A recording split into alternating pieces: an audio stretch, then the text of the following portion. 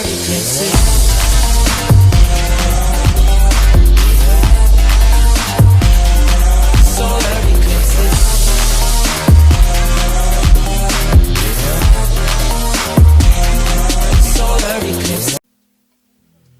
data, shuti z'Ikamba TV, nongeye kubasuhuza.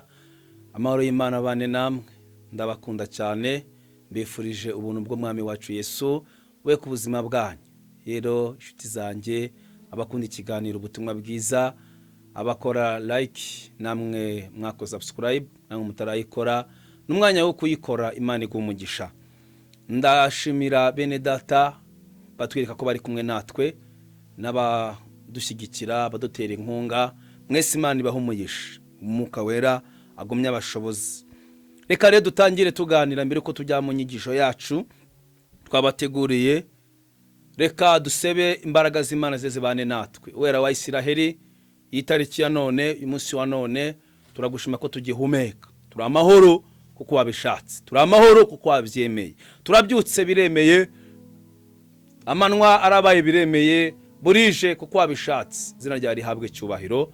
Turasaba ngo umwuka wera amanuka bane natwe, manuke kuza gukora ibidasanzwe mu izina rya Yesu, amen. Afite ijambo umwuka yampaye riri mu Itangiriro 12 wera ku murongo wa mbere kugera ku murongo wa 3 tugiye gusoma. Iri jambo umutwe w'amagambo uswa kumvira. Yesu ashimwe cyane. Kumvira kandi ukwimvira uri mu kibazo, ukumvira atari uko ibintu bimeze neza, kugira ngo Imana yikomeze kubone neza. Jambo ryatubwiye ngo Uwiteka yohereza Aburahamu i Kanani. Uwiteka yohereza Aburahamu i Kanani. Urumva ni umuntu uri kuva ahantu uri kujya ahandi. Ndagira ngo wumve icyo Imana ivuze. Uwiteka ategeka Aburahamu ati, va mu gihugu cyanyu, usige umuryango wanyu n'inzu ya so, ujye mu gihugu nzakwereka. Nzaguhindura ubwoko bukomeye, nzaguha umugisha, nzogeza izina ryawe. Haleluya. Uzaba umugisha, kandi nzaha umugisha abazakwifuriza umugisha, kandi uzakuvuma nzamuvuma, kandi muri wowe nimo imiryango yose yo mu isi izahererwa umugisha. Imana itugirire neza. Imana iravugana n'umuntu, ariko uwo muntu arimo arumva ijwi ry'Imana, abandi bantu bari kumwe nawe ntabwo bari kuryumva. Imana irahagurutse igiye kwa Aburahamu, isanze Aburahamu kwa Tera. Ntabwo Imana yavuganye na Tera, Imana yavuganye na Aburahamu. Bwira Aburahamu ngo haguruka, va mu muryango, viwanyu, siga. Iyi Imana ikubwiye ngo haguruka, ntabwo utangira kureba utundu n'utundi, ntabwo utangira kureba umugabo wawe n'umugore wawe, ahubwo Imana ikubwiye ngo haguruka unkorere, haguruka umvugire, nta mpamvu n'imwe ushobora kuzana, kuko Imana ikubwiye ukumva igendana nawe. Yesu ashimwe cyane. Bibiliya iravuze iki?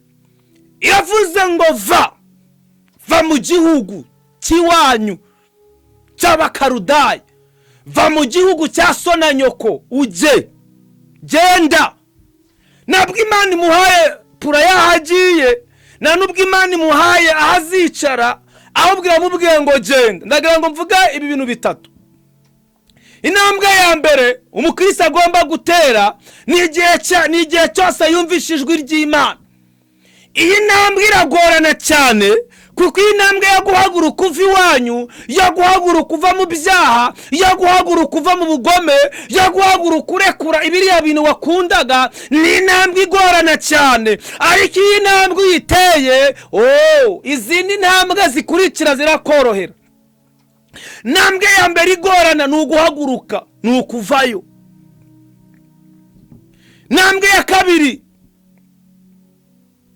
iyi ntambwe ya kabiri uyiteye yo kugenda utitaye mu rugendo, utitaye ku bizakubaho, utareba ko nta muntu uzakwishurira, utareba ko nta muntu uzagutera inkunga, utareba ko nta muntu uzaguha amazi yo kunywa. Iyo ntambwe ukayitera, imbere gato ubona ineza y'Imana.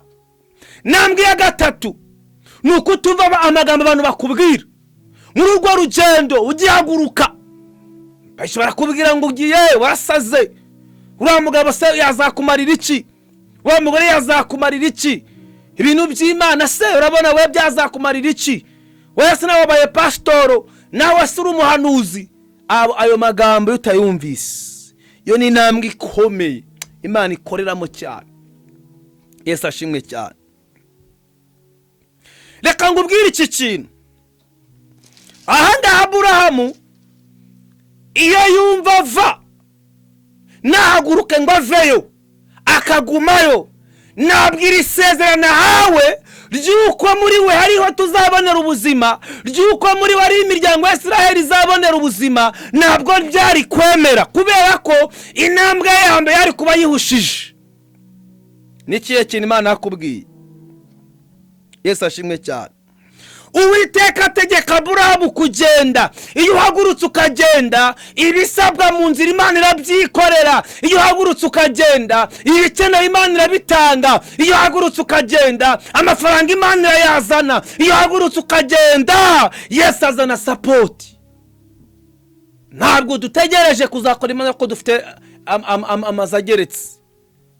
Ijwi ry'Imana rikubwira ngo haguruka ugende, mwene data uzahaguruka ukorera Imana. Hano rero hari akabazo data yambwiye ngo mbaze. Data yambwiye ngo nimbaze. Imana ikubwiye urakora, Imana ikubwiye urabyumva, cyangwa unangira ijwi ry'Imana. Pole sana, pole sana. Yesu ashimwe cyane. Ibyo Imana yasezeranye, ibyo Imana yagusezeranyije irashaka kubisohoza, ariko ikintu iri kugusaba ni uguhagarara mu cyo yakubwiye. Uru rugendo Aburahamu yakoze ntabwo rwari urugendo rworoshe, rwari urugendo rugoranye, rwari urugendo rutamwemerera kubwira imiryango na famiye, ariko arahaguruka aragenda. Byari bigoye, inzara yari ihari, zuba ryari rihari. Murabizi ko yageze mu nzira abashumba be n'abashumba baruti bagatongana. Kubera iki? Ajyanye Loti, atahamagawe. Imana ibwiye Aburahamu rero nawe akurura Loti.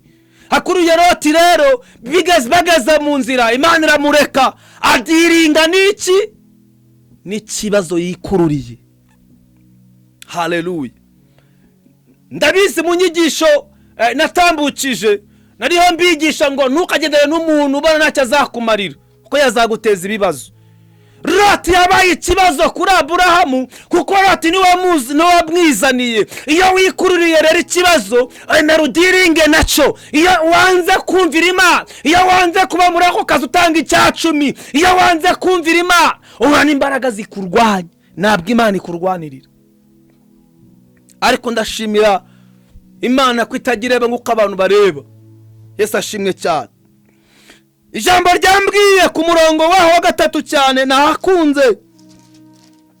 Umva ko Imana yavuze ngo kandi nzaha umugisha abakwifuriza umugisha, kandi uzakuvuma nzamuvuma, kandi muri we nimo imiryango yose ya Isiraheli. Haleluya. Imiryango yose y'isi izakura umugisha. Aho nizaherega umugisha. Kubera iki izahebwa umugisha? Nuko Aburahamu yahuye n'Imana, nuko Aburahamu yahagurukanye n'Imana. Aburahamu urugendo rwo rero yagiye ahuramo n'ibibazo byinshi, ariko icyamufashije nuko yagendaga yongera gushaka mu maso y'Imana. Imana iguha umugisha wewe wagarukiye gushaka Imana. Imana iguha umugisha wewe wiyemeje gushaka mu maso y'Imana. Yesu ashimwe cyane. Urimo urumvira Imana, warahagurutse. Ese ugezeho uhaguruka? Ese mu gihe nk'iki urumva Imana iri kuvugana nawe iki? Muri Covid Imana iravuga cyangwa arekeye kuvuga? Yesu ashimwe cyane. Nakunze itangiriro cyane. Bibiliya uraryoshye. Tangiriro igice cya mbere umurongo wa mbere haravuga ngo Imana irema isi n'ijuru n'ibirimo byose. ariko mvuye umurongo wa 6 ngo Imana iravuga iti habeho isanzure hagati y'amazi rigabanya amazi n'andi mazi. Imana irema iryo sanzure. Haleluya. Murongo wa 9 Imana iravuga iti amazi yo mw'isi y'ijuru ateranire hamwe. Imana iravuga. Iyo turebye Bibiliya hano na kuri 14 Imana iravuga iti mwisanzure y'ijuru habeho ibiva bitandukanye. Ibitandukanya amanywa n'ijoro bibaho. Iki niki ukwezi, umwijima, izuba, ibiva imirasire bibaho. Imana iravuga nshuti yanjye. Uracyumva Imana ivuga?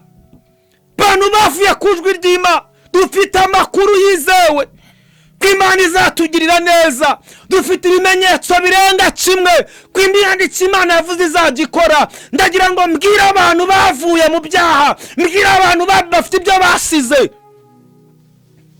Niba hari ibintu wasize wakurikira Yesu, itegure guhembwa nawe. Niki wasize, niki waretse? Wavuye mu moko, wavuye mu nzangano, wavuye mu buziga, mu businga n'ubuzigaba, cyangwa uracyariyo. Ariko niba warabiretse, niba waravuyeyo, niba warahindutse, akira guhura n'imbaraga z'Imana, akira guhura n'ubutabazi bw'Imana. Yo, haleluya. Jya yibuka Imana. Tangiriro 21 murongo waho wa mbere. Imana jya yibuka ugendanye nayo. Sezerano yari imaze imyaka. Imana isa nkaho yacecetse. Igitondo kimwe Imana irahaguruka. Uwiteka agenderera Sara nkuko yavuze. Uwiteka agirira Sara ibyo yamusezeranyije. Haleluya. Haleluya. Sara saminda ya Aburahamu ashaje, babyara umuhungu. Haleluya.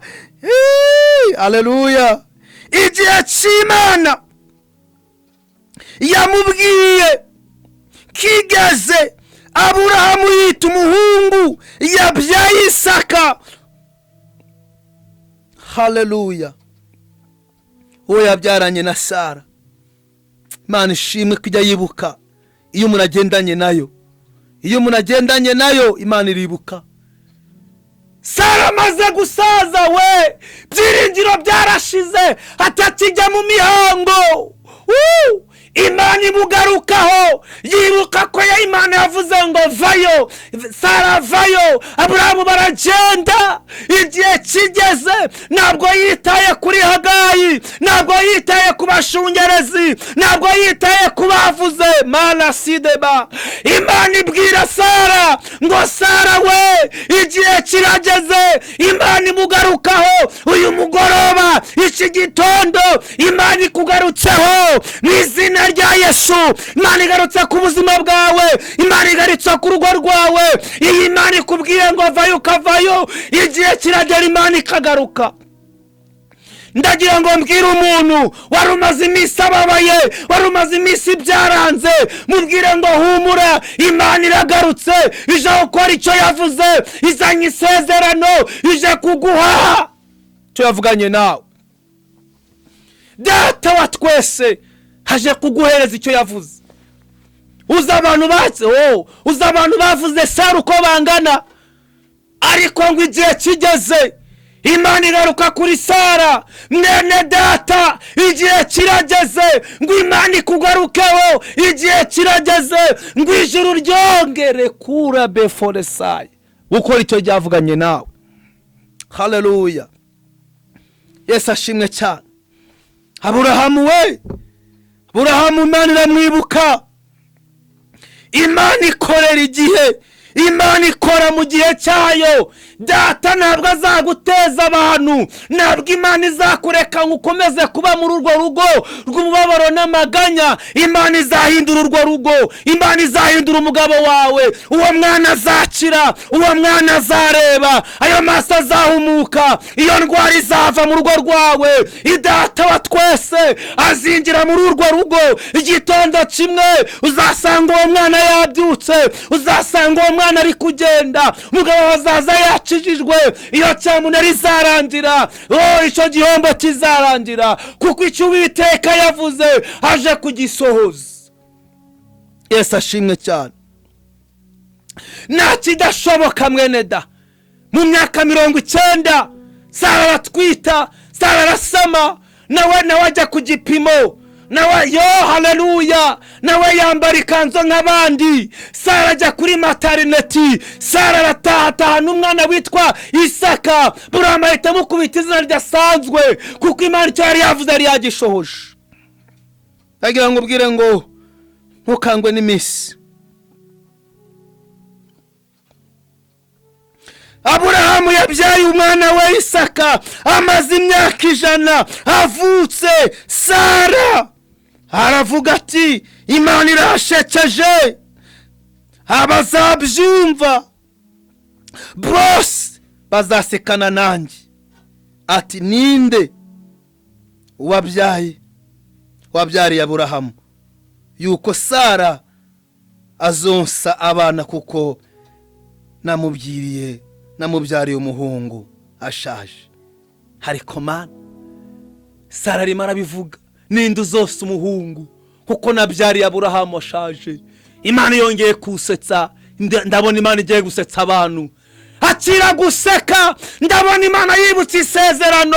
Ndabona Imana ije guhindura amazina baguhaye. Ndabona Mwuka Wera aje gutesha agaciro amadayimoni, aje gutesha agaciro abarozi muturanye, abazi kutazabyara. Mana yanjye, urakoze Yesu. Urakoze kujya ukorera igihe, urakoze kuje gukorana natwe, urakoze kuje kurangiza ikibazo uyu mubyeyi amaranye igihe. Yesu ashimwe cyane. Imana ikora mu gihe cyayo. Igihe cy'Imana iyo kigeze, ku Mana nta bidashoboka, ku Mana byose birashoboka. Niba nawe hari icyo yakubwiye, niba nawe cyagusezeranyije, niba nawe waravuganya n'Imana ko izakubakira, ikakubwira ko izagukomeza, ikakubwira ko izaguteza intambwe, ndagira ngo ubwire ngo ni igihe cyawe, ni igihe cyo kwakira, ni igihe cyo guseka, ni igihe cyo gusama, ni igihe cyo kubyara, ni igihe cyo kwakira, ni igihe cyo kwibukwa mu izina rya Yesu Kristo w'i Nazareti. La pokasiya. Ndabona Imana ihinduye amateka yawe. Ndabona Imana ikwambuye uwo mwambaro, ikwambitse undi mwambaro. Ndabona Imana ifashe umubabaro wayihinduye umunezero. Ndabona Imana ikugarutseho. Ndabona Imana ije gufata ijambo bari barakwimye. Ndabona Imana ikwishyuriye amadeni. Ndabona Data wa twese yongeye kugusetsa. Nawe Imana izanye impundu mu rugo rwawe. Hahoraga induru, ariko ndabona haje impundu. Ndabona Imana ibohoye inda yawe. Ndabona Imana icinguye umuryango w'akazi. Ndabona Imana isekeje ubuzima bwawe. Rasile belevo makosi de pando. Acira ubwo buhanuzi mu izina rya Yesu Kristo wa Nazareti. Ni Imana ivuganye nanjye. Ni Imana imbwiye ngo ngubwire ko nawe igihe cy'umubabaro kirangiye. Igihe wazengurukiye kirahagije. Imana igarutse kwa Aburahamu. Iyo wavuye ahantu ukavayo, iyo wavuye Imana yakubwiye ngo va, uhura n'igitangaza cy'Imana. Bantu bakwimye agaciro, waradepoje biranze, none covid iteyemo. Ariko ndagira ngo ubwire nta kinanira Imana. Iyi covid igiye kurangira, iyi covid igiye kurangira, iyi covid igiye kurangira. Nta kinanira Imana mu izina rya Yesu. Imana irashoboye. Imana ifite ubasha n'ubushobozi bwo gufata imyaka 100 ugatera inda, imyaka 90 ukabyara. Imana irashoboye. Warocitse intege, ubaza ko Imana idashoboye, subizwamo imbaraga. Imana irashoboye. Ntabwo Imana yarebye kuri Penina, ntabwo Imana yaremye kuri Eshimayire, no, ahubwo yibutse isezerano. Mukeba wawe uramufite, araguhangayikishije, ariko niba adateravuganye nawe yaravuze. Ngiye gusoza, ndashaka ngo mbwire abantu ko Imana ivuze isohoza. Palaside bandorevo. Haleluya. Yo, Imana ishimwe cyane. Sara arimo avuga aya magambo, yaravuze ngo umuntu wese uzabyumva azasekana nanjye. Abantu bari bazi kutazaseka wa. Abantu bari bazi ko nta byiringiro. Abantu benshi barabizi ko wowe ni uri umunyamwaku, utera umwaku. Barabizi ko wowe niyo umuntu akugije amafaranga utayishura. Barabizi ko wowe niyo umuntu umugendanya homba. Ariko harakayira gato Imana igiye guca. Kubera ko icyo abantu bavuze cyageze ku Mana. Amarira yabo yageze ku Mana. Gasuzugura abantu bagusuzuguye kageze ku Mana. Wabyariye iwanyu ndonda kureba. Talasile pando le vole za de paye. Ariko mariage irahari. Mwizina rya Yesu Kristo hombye gatatu. Ariko Imana ije gufungura business. Kandi wowe ntabwo uzakorera mu Rwanda. Uzagenda uranga ugaruka. Kuko Imana igwaye ikintu bita promotion. Uzi Imana itanga promotion umuntu yicaye mu rugo. Uzi Imana ivuga ngo ndakuzamuye kandi nta kintu uri gukora. Iyo Imana ndi gukubwira. Ufite ikibazo mu kazi, harimo rwaserera, ariko ibuka ko Imana yakubwiye uzasigaramo. Inda ya mbere yavuyemo, ari shi ya kabiri nabwira ibuvemo. Uraza kubyara mu izina rya Yesu. Inda ya gatatu nawe uzongera uyibyare, kuko Uwiteka ari kumwe nawe. Umugabo wawe amaze iminsi ameze nkaho atamenya valeri yawe, ariko ndabona Imana yongeye kugarura urukundo mu mugabo wawe. Talasile bando le vole sa detail. Umuryango harimo rwaserera nyinshi, ariko iyagarutse kuri Sara ikugarutseho. Yesu ashimwe cyane. Bene data ndeho ndumva umwuka mbwira ngo Imana ije gukora iby'abana byananiye abana b'abantu. Ufite umurwayi kwa muganga amaze igihe, hari muri koma, ariko Imana igiye kumukura muri koma. Maze iminsi wibaza ngo mbese nanjye. Mugabo yambwira ijambo ryiza, ariko si ryiza gusa, abwazenye na gift. Hasi aho ngaho wandike comment. Uzambwira iki Imana yakoze mu izina rya Yesu. Uwiteka kugiriye neza. Iyi ni Kamba TV. Bwana sifiwe sana. Ubu ubutumwa bwiza. Ndagira ngo ubwire ngo Yesu akuntumyeho. Arambwiye ngo ubwire ngo aje gusekana nawe. Aje kukugira ngo nawe useke. Imana ije gukora ikintu kidasanzwe. Haleluya. Aho hasi hari nimero yanjye, umamagare. Mugire ngo pastor, hari icyo Imana yakoze. Ndaza gusengana nawe. Haleluya. Yesu ashimwe cyane. Ndumva Imana inganiriza. Umara iminsi urwaye umutwe. Ndumva Imana inganiriza. Maze iminsi wumva umunyantege nkeya. Ntabwo ukiyiriza, ntabwo ugisenga, ariko akira imbaraga z'umwuka wera mu izina rya Yesu. La sita la enemenevo. Nawe Imana igoye guhigura uwo muhigo wahize.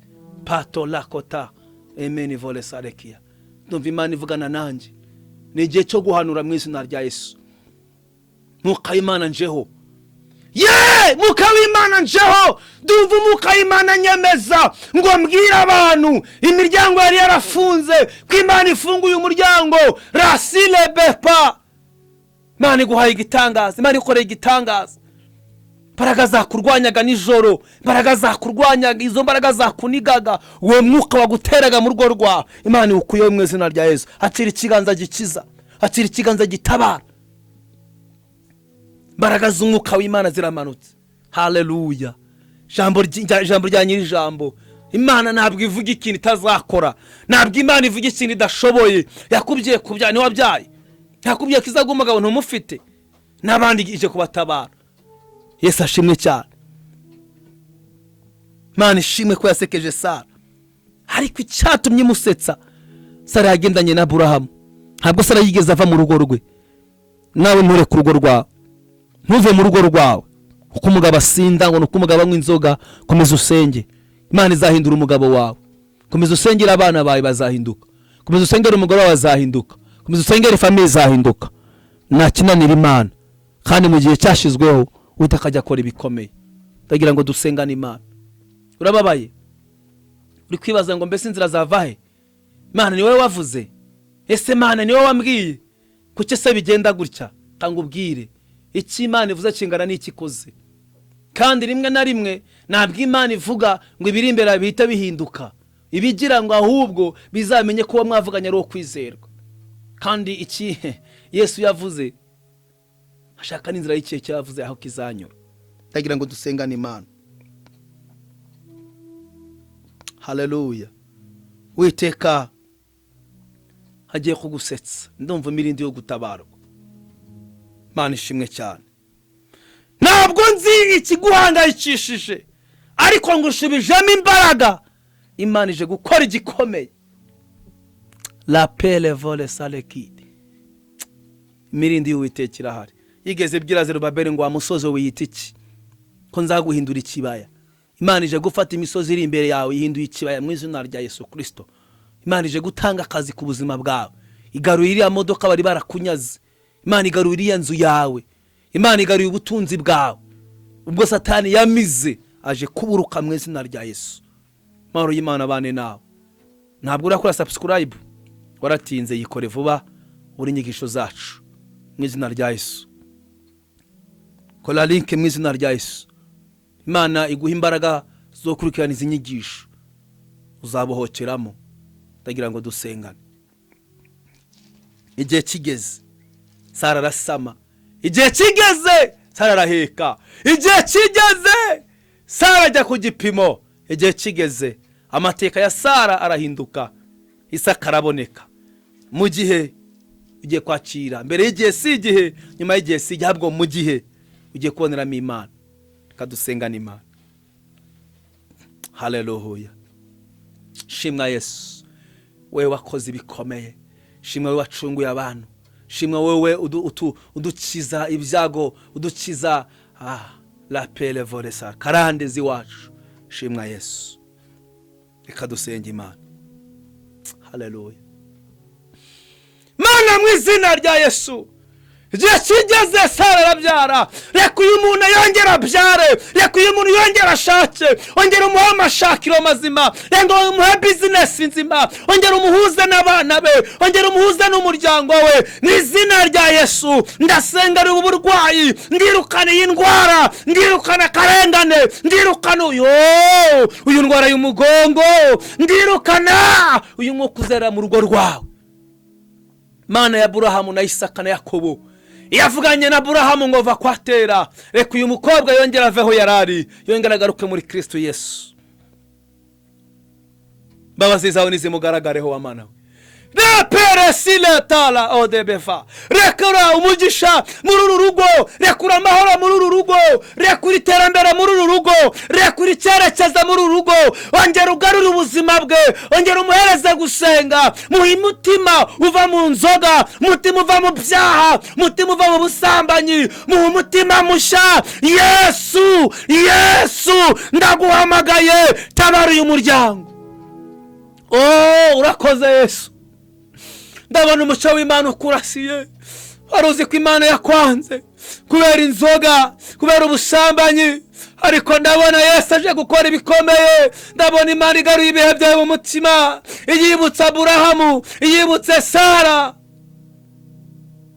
Myaka 90 n'Imana ikoze ibikomeye ku buzima bwawe. Urwo rugo ni urwawe. Akira amahoro, akira ubutabazi, akira kwaguka, akira kuba ugomba kuba we, akira kongera gukora bikemera. Haleluya.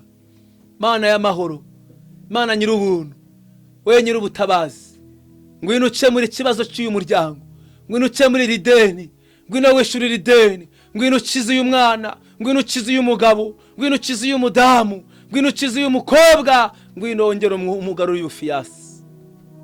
Haleluya. Ngera umusubizemo imbaraga muri iki gihugu arimo. Ongera umusubizemo imbaraga muri iki gihugu arimo Mana.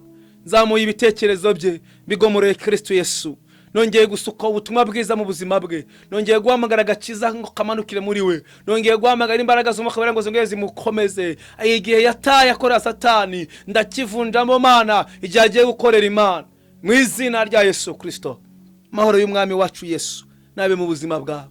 Ndagusabira iherezo ryiza.